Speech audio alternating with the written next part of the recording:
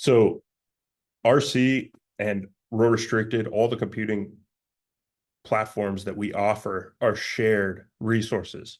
So at any given time, there's going to be many users logged in and running their computations.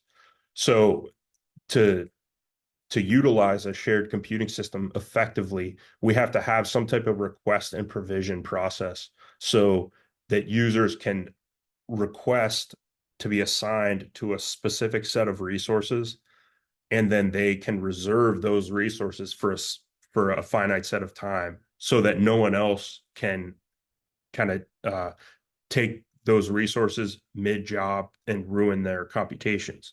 So this whole thing of kind of uh, competing for the same set of resources is called resource contention. So the way on a shared system that we kind of try to solve this problem is we use a resource manager, or some people might call it a scheduler. So you schedule the resources, or you manage the resources on our systems now, and actually most systems out there at other universities and at other like HPC institutions will be using SLURM. So SLURM stands for the Simple Linux Utility for Resource Management.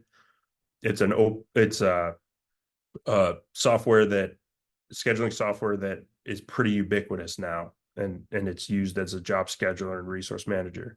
So I really encourage you to use Slurm if you're going to be using shared computing systems in the future, because it is very ubiquitous. And if you learn these skills now, you'll definitely be able to apply them at different institutions and on different computational resources as well. So Slurm is an open source, fault tolerant management and resource management and job scheduling system. So again, as I said, a user can request a set of resources. Once they submit that request, then Slurm will look at all the incoming requests, and it'll look at what resources it has available. And then it will assign users to specific sets of resources at specific times for specific durations. Okay. So it essentially like allows us as users to just submit a request and submit a computational load. The resource manager determines where and when exactly it will run. So it's essentially like we have the ability to just spin off a job, go have a cup of coffee, and then get an email after it starts and then after it completes as well. And Slurm, again, like for instance, we have a limited number of GPUs on our system. GPUs are very popular. So we have to have some way to automatically deal with this contention for this limited amount of resources.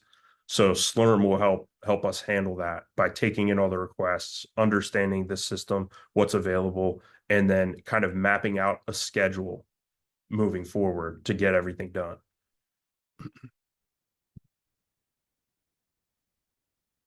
So I just wanted to give you a broad view of how a user will interact with Aurora Collab.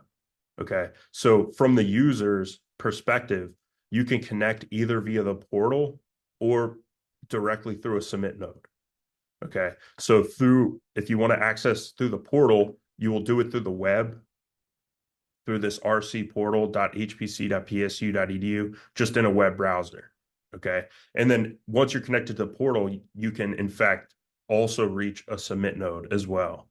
Now, so the user can either reach a submit node directly by SSHing or using some file transfer command, or they can connect through the portal as well. And I'll show you how to launch this shell access portion in the hands-on portion later.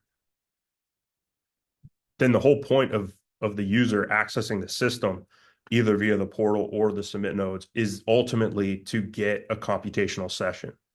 Okay. So through a submit node, you can create an interactive session using the salloc command, or a batch session using the sbatch command. An interactive session is you're going through and you're submitting one command at a time.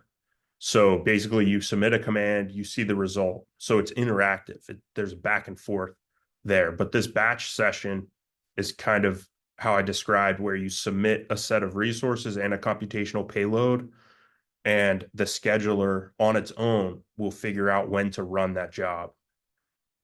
So you're gonna be out of that loop and just get results at the end. So that's a batch session.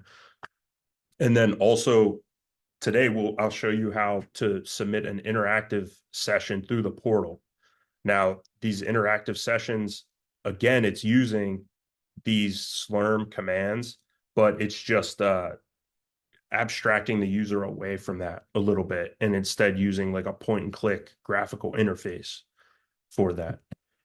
Um, and then the last thing I kind of want to mention here is that all along the way, no matter what stage you are in this user flow diagram, you will always have access to the shared file system.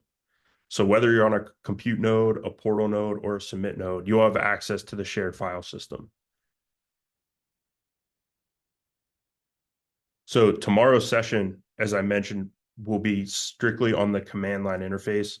So tomorrow I'll show you how to connect to a submit node directly through a terminal session, and then how to submit computational jobs from there.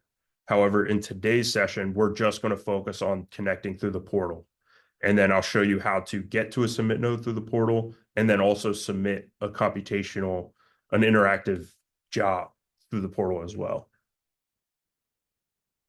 And I guess one last thing here. So we see that through the portal, we're able to submit an interactive session, but we don't have the direct line to this batch session. And that's because the portal is a graphical interface. So the whole benefit of having something like the portal where you can point and click is because it gives you a more comfortable interactive environment. Now, for a batch session, it's not going to matter whether there's a graphical interface or not, because remember, it's just kind of like you submit your computational payload and the scheduler will handle running it. So you're not running it line by line, essentially. So, I mean, once we're in an interactive session, so we can get to an interactive session through the portal. Once we're in an interactive session, then we can submit batch jobs, and I'll show you how to do that today and tomorrow as well. But I just want to make that distinction why you're not able to just submit a batch job just directly from the portal. Yeah. So, and I'm hoping that most of you have an RC account already. If not, you could just kind of follow along as I share my screen and I walk through some things on the portal. But if you're planning on attending tomorrow's session, definitely try to get an RC account before then. And you can go to this link to request an account, and hopefully we can get it set up by tomorrow.